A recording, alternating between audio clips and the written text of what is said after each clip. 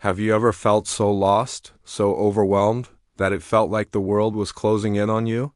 Like you were standing on the edge of a cliff with nowhere left to turn? Today, we're going to talk about a story that starts in a place just like that.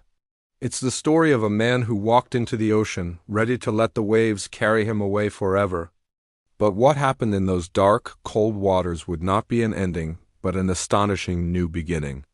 This is a story about hitting rock bottom and finding a reason to swim back to shore. The salt spray stung his face, a bitter contrast to the tears he could no longer feel. Each step into the churning gray water felt heavy, as if the weight of his entire life was pulling him down. His business had collapsed, relationships had crumbled, and a profound sense of failure had become his only companion. He felt invisible, like a ghost haunting his own life. The ocean seemed like the only place that could offer a final, quiet peace.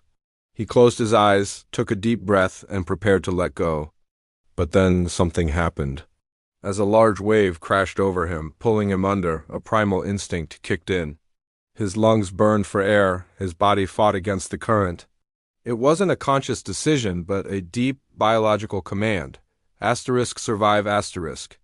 In that moment of gasping for breath, a thought, clear as a bell, pierced through the fog of his despair. What if I fought this hard for my life instead of against it? It was a flicker of light in the deepest darkness. He broke the surface, coughing and sputtering, but with a new fire in his eyes. The cold water that was meant to be his end had shocked him back to life. He turned and fought his way back to the shore, collapsing on the sand, exhausted but alive. Truly alive for the first time in years. That moment on the beach wasn't a magical cure, but it was a turning point. It was the moment he chose to live. Getting out of the ocean was the first step. The next steps were harder. He had to face the wreckage of his life, not with despair, but with the newfound resolve of a survivor. He started small. He reached out to a crisis hotline, a voice on the other end that didn't judge but just listened. That single conversation was a lifeline. It reminded him he wasn't alone. If you're ever feeling overwhelmed, please know that help is available. There are people who want to listen. We'll leave some resources in the description below. He began rebuilding, brick by brick. He took a simple job, one that didn't come with the crushing pressure of his old life. He started walking every morning, not into the ocean, but along the shoreline, watching the sunrise paint the sky with colors of hope. He rediscovered simple joys, the taste of a good cup of coffee, the warmth of the sun on his skin, the sound of seagulls. He was learning to be present, to appreciate the small moments of grace that life offers every day. He also started volunteering at a local animal shelter. In the unconditional affection of the animals, he found a sense of purpose he thought he had lost forever. Tending to their needs gave him a reason to get out of bed. Seeing them find loving homes filled him with a joy that was pure and uncomplicated.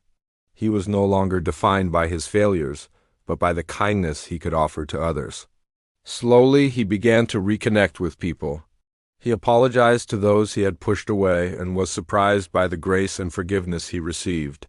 He learned that vulnerability wasn't a weakness, but a bridge to genuine human connection. He shared his story, first with a close friend, then in a small support group.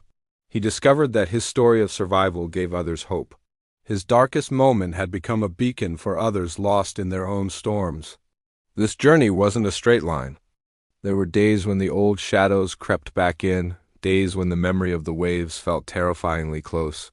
But now he had tools to fight back, he had a support system.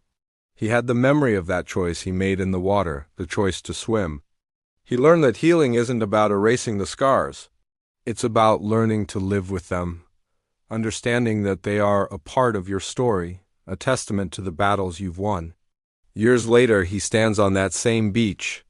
The ocean is no longer a symbol of despair, but a reminder of his own strength. He sees the vastness not as an ending, but as a world of infinite possibility. He became a certified peer support specialist, using his experience to guide others through their darkest times. The man who walked into the ocean to end it all now spends his days helping others find their way back to shore. His story is a powerful reminder that our lowest points do not have to define our destination. It's a testament to the incredible resilience of the human spirit. It shows us that even when we feel completely submerged, There is always a chance to break the surface and take that first life-affirming breath. The most profound changes often begin not with a grand plan, but with a single, desperate, beautiful choice to live. So, if you're standing on your own edge right now, feeling the pull of the current, please hear this. Your story isn't over. There is strength in you that you haven't even discovered yet. Reaching out is not a sign of weakness. It is the ultimate act of courage. Your life has value, and your future holds possibilities you can't yet imagine. Just like that man on the beach, your turning point could be just one breath away. Thank you so much for joining me for this story today. If it resonated with you, please consider liking this video and subscribing to our channel for more content that aims to inspire and uplift.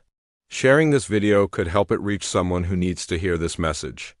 Remember to be kind to yourself and to others. We'll see you in the next one.